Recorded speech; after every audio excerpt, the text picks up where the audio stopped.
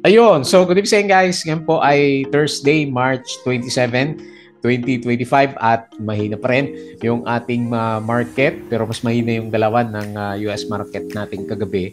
Ang dami nalaglag doon sa mga tech stocks na binabantayan natin. So alam niyo na ang pinaka-catalyst ng sobrang hina sa market natin.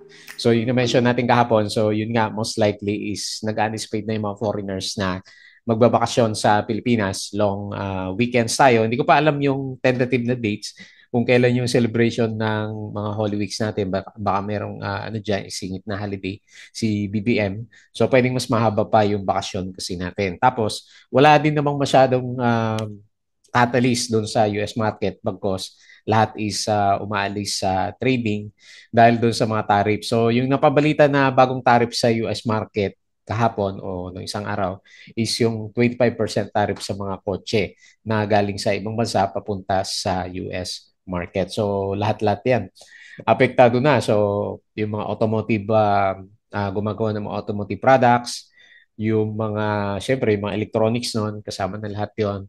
So, yung mga parts nun, so lahat yon madadagdagan ng 25%. So, ibig sabihin, magmamahal yung mga products na papasok sa US market, baka kokonti yung bilhin ng mga taga-US naman. Pero ang pinaka-bottom line kasi ni Donald Trump, magtayo ng maraming factory sa o bumalik yung mga factory sa US kasi karamihan puro ano na sila, 'di ba, mga subcon sa halimbawa sa China, marami kasing papasok o Mexico. So gusto niya doon sa bandang US magkaroon ng mga plants para yung mga Amerikano is magkaroon sila ng mga trabaho. Kaya tariffs yung pinalalaban ni Donald Trump. Pero yun ang nagkakos ng volatility ng markets natin. Pero kanina hindi masyadong magalaw yung market natin. So wala siya masyadong momentum, naka-vacation mode. So negative 0.43% yung closing natin. Bumabagsak pa rin tayo. Hopefully hindi tayo umabot ng 6,000. 6,139.51 and meron tayong 187.81 million net foreign sale. Hopefully na naubos na yung 1 billion na kinocompute natin. So meron pa rin palang pa-isa-isa na lumalabas sa mga foreigners natin. Okay? So kaya anticipate yung mga pag-usapan natin is puro drop yung mga stocks natin. Okay? So nauna sa listahan pa rin natin talagang buhos tong si Bloomberry natin. So another tama ba 5.21%. So laki. Laki ng drop niya kahapon 6% and then additional 5%. Tapos buhos ulit siya, meron siyang 51.23 million net foreign sale. Ingat muna tayo kay Bloomberry. Tapos si dito, nag-breakdown. Saan ba ito kahapon? Hindi. So ngayon si dito, nag-drop siya ng negative 5.47%. Meron siyang 4.05 million net foreign buy. Pero anyway, malakas kasi yung drop. Papunta na sa piso. Mga dito natics. Tapos si APX, ito medyo lumalaban ng konti. So, syempre, pag mahina si US market, di ba, umakyat yung mga gold prices. 0.81% o yung copper, di ba, sabi last time. 0.81% yung close and meron siyang 1.08 million net foreign buy. Tapos si Meralco, kahapon pa ito nag-breakout pero nasama naman dito sa trend stocks natin. So, sige, pag-usapan natin. Negative 2.37%. Pero meron siyang 28.83 million net foreign buy. So, merong pondo kahit paano si Meralco. FCG, paano lang to, no? Up down lang yung galaw niya. So, anyway, tignan natin. So, isa kasi siya sa mga winners for, na pumatay ng isa sa mga winners for today. So, nag-up siya ng 3.9%. Meron siyang 1.6 million net foreign buy. And then lastly, CPHR, ayan, kumuha din tayo ng yung mga malakas bumagsak para makita natin yung chart, CPHR, negative 9.81%. Okay. So yung iba dito, sina-converge, hindi yung masyadong gumalaw, Ali, maliit lang din, ICT, at saka si JP Cap. Kaya hindi ko na nilagay sa review natin kasi ilan naman, plus minus 2%. 2% lang yung mga galawan nila. Okay? So yun yung mga pag-usapan natin for today's trading. Naku, mapa-Friday pa naman. Ayan, disclaimer guys, yung ating review is for education purposes lamang po. So wag mong gagamitin to as a reason para mag-buy, mag-sell, or hold ng stocks. Meron po kasing risk na involved sa market. Due diligence lang po. Ha? kung ano yung stocks yung gusto mong bilhin. Pero ako, medyo watch mode tayo sa market kasi hindi matansya yung yung pasok ng foreigners, wala masyado lumalabas. Tapos mahabang bakasyon, tapos tariffs sa bandang US. Okay? And then follow mo ako dito sa ating Flabby Trader na YouTube channel. Subscribe ka lang po para updated ka pa rin kahit pa paano. Or kung sumo-join ka dito sa trading community naman natin. Okay? So yung mga nakasubscribe, maraming salamat po doon sa mga viewers natin. Company reviews, sample trade sa market, basic indicator. So ang hina ng mga RSI natin. Fundamentals, yung mga risk management plus basic na PSC stock market studies. Ayan. Update pala doon sa di ba dati nagrereklamo ako na nasama tayo sa sa layoff. So ang ginawa naman doon sa company namin, kwento lang konti. So nagkaroon ng mga opportunities sa kasi sa sa development side ako. So nagkaroon ng opportunity sa mga production side. Ayan, tinanggap muna natin yung production side. Ayan. So taste muna tayo. Mas matindi kasi ang trabaho pag production eh. Tapos habang medyo mahina pa yung yung market. At least although nabayaran naman tayo. Kailang konti lang kasi yung months na binigay sa akin. So hindi ko na lang siya tinanggap and then tinuloy ko na lang yung So kaya mananatili mo hindi mo na patutuloy yung full-time vlogging natin dito sa sa PSE market natin. So working pa rin tayo hanggang ngayon. Yan, sobrang hina pero hindi natin alam next year kung ano mangyayari ulit sa atin. Ayan, so ganyan yung buhay ng OFW. Wala tayong fixed term kasi yung contract basis. Okay, so yun yung pa-sideline natin. And then follow mo ako dito sa ating Flabby Trader Crypto ko to. Subscribe ka lang para updated ka sa mga play to earn games natin. Next week yata yung isang upload natin. So double check mo lang yan. Tapos sa Facebook account para updated ka sa mga posts or dito sa Facebook page natin. Ayan. So medyo mahirap kung walang trabaho during this time. May na yung yung market natin. Tapos sa Buteke Peak, so check mo na lang yung ating mga articles sa local market. Tapos sa Twitter, okay, so tingnan natin. Meron na summary dito si si Philippine Stock Exchange natin. So net foreign sale tayo, 187.81 million. So sinasagad ng market natin yung bumalik na more than 2 billion last time. Ayan. So wala na akong binilang, nireset ko na lang siya as zero habang nagdi-negative pa rin yung yung galawan ng market. So ngayon, ang tinamaan is industrial naman at saka services sector. Ayan. So negative 1.27 sa industrial and negative 1.11% dito sa services sector naman natin. Okay? So, hina. Sobrang hina ng market natin. Kahit sa US ka din naman, di ba? Medyo mahina din. So, wala din tayo masyadong aasahan sa US market. Sa crypto, wala din yun. Hindi rin siya masyadong gumagalaw. Nako, mukhang cash is king during this time. Lalo na sa April 2, April 2 yung full-blown na tariffs ni Donald Trump. Okay, Bloomberry, negative 5.21%. Buhos na to. And then CNPF is negative 2.69. Meralco, negative 2.37. And Monde, negative 2.37%. So marami pa yung namula. So bumawi ng konti. Nag-bounce si GGS, 2.33%. May earnings na to eh. So parang goods naman yung earnings niya. SCC 1.87 ba? Bumabawi. Globe 1.48 and SMPH 1.33%. Okay? So may mga gumalaw. Tapos, ayan o, si GGS, ang net profit niya for 2024 is, ayan, nag-start na siya maging profitable ulit, up by 10%.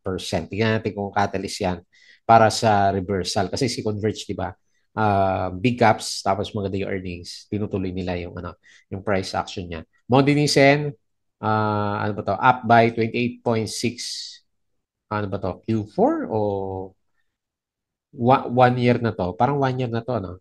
So, ayun, maganda pala earnings ni Mondinisen. CPG. So, bakit siya patuloy na gumagalaw? Umakyat, controlled by Antonio family and chaired by property tycoon ambassador Jose Antonio is exploring a potential large-scale, upscale, mixed-use development in Palawan. Ayan. So, kaya siya ang pinagagalaw ng mga traders natin. Okay? Plus, anong balita kay Plus? Nag-bounce yata ito kaninang konti. Pag-core lower fees anew, read the full company update by logging to CUL Financial. Ano masabi niya? So, Recent memorandum PubCo revises the fee charge as percentage for traditional bingo. Okay. So wala pa naman yung yung Pigo at saka Pogo ng mga usapan. Okay? So yan lang yung nakita natin kay Plus. Ali has acquired logistic parks located in Pangasinan and Iloilo. Si All H to, di ba? O bakit Ali? So bago na naman siguro yan. Alternergy secures green light for 150 megawatt wind project in Albay. FDC, drop siya ng 10% sa fourth quarter. Pero yung overall year is plus 36%. APX, shares of Asian copper producers increase after Bloomberg US tariffs on copper imports. So ito yun. Kaya siguro nagberde kahit pa paano si APX. Shell Pilipinas, 5.9% increase. Tingnan natin. Hindi pa rin siya nagboboto. Kaya nga, yung prospect natin kay top line, mukhang susunod dito sa kina Shell PH natin. So unless, no, kapag nag-list na siya, di ba, April 8, hopefully maganda yung market sentiment during that time. Benguet Corporation post net income after tax 436 million. Basic Energy obtained approval from DOE with the pre-development phase of proposed Cadiz 1 solar power project in Negros Occidental. BPI, okay, rating. Tapos si SCC, okay, mababa yung earnings. Shell PH, plus 6% for the year. Alter, okay na yan. DMC declares special cash dividend. So, yun yung kapon to, di ba? Ayun, andun yung mga letter D. Jollibee has become the first Philippine corporate issuer in 2025 pricing $300 million in notes. Laki, no? Ilan ba yan? Times 6. 1.8 billion. Okay, laki. Tapos, sa galawan natin, okay, mahina. Kanina umaga, SEC, okay na yan. May dividends. Meron pa ba? 13% below the industry average of 17%. Okay, so babay dividend yield ni SEC natin. Converges 14 to 15, 16, 14 to 16% top line growth for 2025. Share buyback, Costco, AGI, Ali, SM, and SMPH. So, ongoing share buyback ni Ali, pero hindi niya mapatas yung price action. JT Cap posted a consolidated net income minus 2% year over year. Ayan, so ano ba to? Si MVP at saka Department of Foreign Affairs. Baka si PXP na naman yan. Snap, broke ground on third best in Benguet. May stock ba tayo na Snap? SN Aboitiz Power. Okay, hindi ko alam. Meron pala tayo Snap na stocks. Tapos sa US market and drop na naman kagabi dahil dun sa tariffs ni Donald Trump. So ito yun, 25% tariffs on autos not made in US. Okay? So gusto niya talaga doon sa US magkaroon ng mga planta. So yun yung campaign. Yun naman yung promise niya sa campaign niya, di ba? So sinusundan niya lang. Kailang pangit sa atin na taga-Asia. Okay. So guys, yung ating Petron channel, yung mga gusto ng guide sa trading po sa Philippine markets, sali lang po kayo dito. Okay? Tapos tingin tayo dito sa market natin. Naku. So nag-bearish pa naman yung candle natin. Ayan. So hopefully hindi pa naman na-breach yung trend lines natin sa kanya. Kailang mukhang i-breach natin yan. Most likely, no? Tingin mo. Sa tingin ko, most likely, magbe-breakdown pa tayo until 6,000 eh. Dahil sa mga long holidays natin. Okay? So, bearish pa rin. RSI below 50. Tapos MACD is medyo bearish na yung sentiment. So, negative 0.43%. Meron siyang 187.8 million net foreign sell. And then 6,139.51. So wala din masyadong mover dito sa market. So si Birit lang pero isang araw nag-drop naman to so binalik lang siya ng 5%. Tapos si FCG, ito pag-usapan natin, hopefully higher low. Yung nakita natin sa kanya. Tapos si PHA, ba okay, lumalaban si PHA. 3.53%. Sino pa? Keeper. Keeper parang plus, diretso. 2.77%. Double Dragon, 2.7 Nickel, 2.67 bumawi na. Sino pa? GGS. Meron siyang konti 7 million net foreign buy. So hopefully meron na yan. 2.33%. PX 1.55. Diretso si PX Okay. Next, losers is sino ba? Ionics. So, minus 11. Naku, kinain niya, oh. Nag-close the gap dahil dun sa, okay. So, nag-exit na pala. So, 11.7%. Tapos si PHR is, ayan, drop siya 9.81. Kaya, tignan natin sa yung support na level niyan. Sino pa? All HC. Okay, hindi maganda yung business ni All HC natin. Minus 5.88%. Okay? So, ang daming pangit sa ano. Ang hirap tumingin sa ano, port niya yan ha. So, puro pulahan yung ano, karamihan ng galawan natin. Okay. So, tingin tayo dito sa global market. So, malakas nga po yung drop kahapon. So, mukhang magbabounce naman siya. Mamaya, S&P futures, pero baka for the short term, hindi rin ito makabounce na maigi. 0.18% Dow Futures, 0.29%. Nasdaq Futures, 0.11%. Tingnan natin kung masustain. Tapos laglagan sa lahat ng European indices, and then dito sa Asian markets mix. Pero mas marami din nga din yung ano, nalaglag dito sa Asian markets. Okay? So lahat. Pangit. Ano ba sinasabi sa baba? Okay. Max reclaim. Wala dito yung ano kay Donald Trump. Okay. So anyway, yun naman yung catalyst niya. Ayan. So dito sa sa crypto, okay, nangyari? Mapula. Ayan, so mapula lahat. Okay. So Bitcoin is 87K, Ethereum 2026. Tapos XRP 2.36 and BNB 634. Si Dodge, ayan, profit taking 4.29% at saka Shiba minus 7.51%. Baka na-squeeze lang yung ano, na-squeeze yung mga short sellers sa ano, crypto kahapon. Okay? So balik tayo dito and pag-usapan natin yung ating trending stocks. Okay, so unahin natin sa listahan natin si Bloomberry. Hindi na huminto si ano Bloomberry natin. Nako, lalim na naman ang pupuntahan natin dito. Mukhang aabot ulit sa oversold condition. Ayan, so watch out na lang doon sa mga holders natin. Sobrang hina pa rin talaga ni Bloomberry. Ano nangyari dito? 2 pesos na lang siya, no? Last time, 11 to, oh. Last year lang, oh. So grabe yung ano nangyari sa kanya, ang laki ng drop ng price action. So kung dito lang ako magbabase sa kanya, medyo malalim yung ano yan, yung trading channel niya, no? Ayan, no. Ito kasi pinaka-trading channel niya eh. So hopefully hindi yan. Mali tayo sa guhit natin. Nasa kayo pinaka-next na support. Pinag-usapan natin kahapon is butas na ito, oh. So yung 2.8 yata, tanda ko yung review natin kahapon. So hindi pa rin maganda yung galaw ni Blueberry. Lalim na ng ano niya, oh. Ano ba to? Bargain na ba to o patapon na si Blueberry natin? Okay, so wag na lang natin lagyan muna ng support level 2.8 pa rin, no? Yung pinag-usapan natin sa kanya kahapon.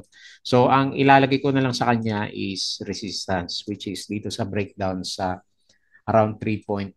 So ito yung pinaka-support natin last time, pero nag-breakdown nga yung price action. So hindi pa nakatulong yung lalo pa nagpabagsak yung 2% na dividends niya. So yun nga, yun na lang, yung analysis natin sa kanya, nasa bear side siya ng market natin. Tapos, ayan, ayaw kasi ng foreigners, negative 51.23 million, net foreign sale and negative 5.21% for today's trading natin. Grabe, lakas ng downtrend. So, ang tagal na, no? So, halos isang taon ng downtrend si Bloomberry natin. Okay, so yun na lang muna. Ingat na lang muna sa mga holders. Next, dito, ito rin, si dito natin. Namula na yung sentiment sa kanya. Ayan, balik piso na yata si dito natin. Ayan, so anyway, yun pa rin naman yung pinag-usapan natin last time. Talagang mainit siya dito sa MA, MA9 or 20. So, meron pa naman siyang konting support dito sa 1.16. Ayan. So 20% na lang kita ng investor natin sa kanya nung bumili siya ng piso last time. So hopefully medyo malapit na rin yung bounce nito para sila ni Bloomberry kasi si Bloomberry is ano na yung RSI natin. Halos 30 na. So ito naman si dito natin is nagano na siya below RSI 30 level. So kung gusto mo na mas accurate na drawing, ito yung pinupuntahan ng price action natin. So ito pa rin yung nakikita natin na hopefully triple bounce dito sa bandang baba para kay dito natin. Okay? So wala, na deads yung yung bounce natin, naging siya eh. naging trap yung ano, yung bounce dito sa ano, malapit sa MA 100. So negative 5.47%, 1.2 na lang tayo from DOS. So meron siya net foreign buy is 4.05 million. Grabe yung mga stocks natin. Nagbabakasyon. Next, APX. Hopefully ito tumuloy para naman meron maganda sa mga stocks natin. So okay, Dow G din siya. No? Baka ano din to, no? By anong araw ba tong Thursday? Thursday next week. So baka ito din yung ano, ito din yung reason baka mag-drop si ano, APX natin. So tingnan natin bukas kung matuloy yung breakout kasi tatry siya mag-breakout eh. So meron siya 1 million na net foreign buy, maliit lang naman, and 0.81% na galaw for today's trading natin. Okay? So yun pa rin naman yung pinaka-resistance niya most likely. 5 point, okay, 5.15 pwede. So yan na lang muna. Overbought na siya ng konti. Ayan. So may pullback siguro to pagdating ng ex-date natin which is very common naman kapag merong binibigay na dividends yung ating mga stocks. So bullish siya no. Nasa above RSI 30. Buti hindi siya no, hindi siya nag-retest ulit dito sa MA9. Okay? Hopefully may momentum tayo. Ano kaya itong volume na to? Ayun, laki ng volume mo. So tingnan natin kung i-breakout by tomorrow, no, Friday. So tama-tama kung mag-breakout. Next, Meralco. So nag-breakout siya kahapon, pero mukhang kinain din niya, no? So magre-retest ng support. All-time high ba si ano, Meralco? Panalo pala si Meralco, no? All-time high yung ano, yung dalaw natin sa kanya. So breakout pero magre-retest muna dito sa MA9 at saka 20. Meron ba tayong pattern dito? Ito lang nakikita ko eh. Sumakto, no? Ayan, no? Sakto sa pattern natin. So bukas tingnan natin. Ang balita lang naman nilalabas ni ano, Meralco yung MGen, di ba? Papasok niya doon sa SPNEC natin. Tapos yung mga nuclear, di ba? So meron siya mga feasibility studies ng nuclear. So yun yung inaantay siguro ng mga traders din natin dito. Panalo to, no? So nag-dividends tapos umakyat siya ng mabot ba to ng 5% last time o 6%, di ba? So, okay na rin kung nakapagpipiga dun sa peak niya. So, negative 2.37% and 28 million net foreign buy. May good sign. Kahit pa paano may bullishness yung traders natin sa kanya. Okay? So, bukas, tingnan natin kung hindi siya false breakout. Pag lumusot sa 526.8, 488 ulit. Balik tayo dito sa support level. Pero parang ano naman eh, tinutulak ng ano ng foreigners. Next, FCG. Nakailang bounce to si ano. Pinapansin ko si FCG. So nakailang bounce? 1, 2. Tapos binabalik din siya yung price action niya. So, ewan ko kung matutuloy si Monde. Yung pa rin naman yung siguro nagpumipigil na ano eh. Umakyat si Figaro Coffee kasi kahit pa paano okay. Wala pa rin yung earnings niya, no? Ng 2024. Hindi pa rin pala niya nilalabas. Pero nasa ano pa rin to, correction pa rin kasi below siya ng ano, MA 100 natin. So mas maganda vibes natin kapag umabot ulit tayo ng 0.85. Okay? So sideways lang, no? O nasa bear side din siya ng ano eh, ng RSI. Pero sideways yung ano, yung galaw natin from the past 2 weeks. Tapos, di ba na-break na tong ano, higher low na to. Na-break na ba? Sa bagay, kung hindi kayo stricto, pwede mo sabihin hindi pa na-break, no? So, tingnan natin. Maganda makalusot tayo sa 0.882, no? Dito sa MA 100. So, which is, siguro kailangan ng foreign buy. 1.6 million in foreign buy and 3.9%. Sinakto sa 0.8 eh, yung galaw natin. And then lastly, so isa na naman drop. Mahirap mag-review pag puro drop yung stocks natin. So, very bad. Yung galawan ni PHR, makumula pa rin. Naging trap tuloy yung ano, yung breakout natin, no? So, tapos nag-breakdown pa ng support. So, meron ba tayo dito? Sa kabila. Layo ah. Saan na yung ano? Pinaka ano natin? Ba't walang chart? Ayan, hindi natin makita yung chart niya. So, masyadong malayo. So, ngayon lang siya nagkaroon ng ganito kababa na price action naman. Ayan, so yun pa rin naman. Wala tayong buyers sa kanya. So, binibenta siya ni Mr. Dennis Uy natin. Okay? So, hindi ko nalalagyan ng support ha. Siya na balang mag-establish. ng kanyang pinaka-support kasi wala tayong masyadong makita sa kabila. So, yun lang ang ano lang natin dito, comment natin is masyadong malakas nga yung sell-off niya. 9.81%. Kailan malit yung net foreign buy? 653K net foreign buy. So, nasa bear side yung yung market natin sa kanya. Okay? So, yun lang. Pasensya na. Medyo pangit yung mga stocks talaga natin. Mag-aantay ulit tayo na mag-bounce. Pero expect medyo mahina pa until early next week. Lalo na mag-Holy Week para sa mga bakasyon. Tariffs ni Donald Trump. Antay-antay na lang tayo ulit sa bounce ni PSC. Wala na ulit kasi yung binabantay natin na foreign buying dito sa sa markets po natin. Okay? So, konting ingat na lang po sa trading. Lalo na yung mga nagbe-breakout pero bumabalik sa ilalim na price action. Okay? So, yun lang muna yung ating review. As usual, please don't forget to subscribe dito sa ating Palabra Trader na YouTube channel. Join ko lang sa group. Guys, crypto ko to. Follow mo na lang. Facebook account, Facebook page, Bodega Peak, Twitter, and Patreon sa mga gusto ng guide sa trading sa market. Sali lang po kayo dito. Okay? So, yun lang. Maraming salamat. Kita po ulit tayo bukas.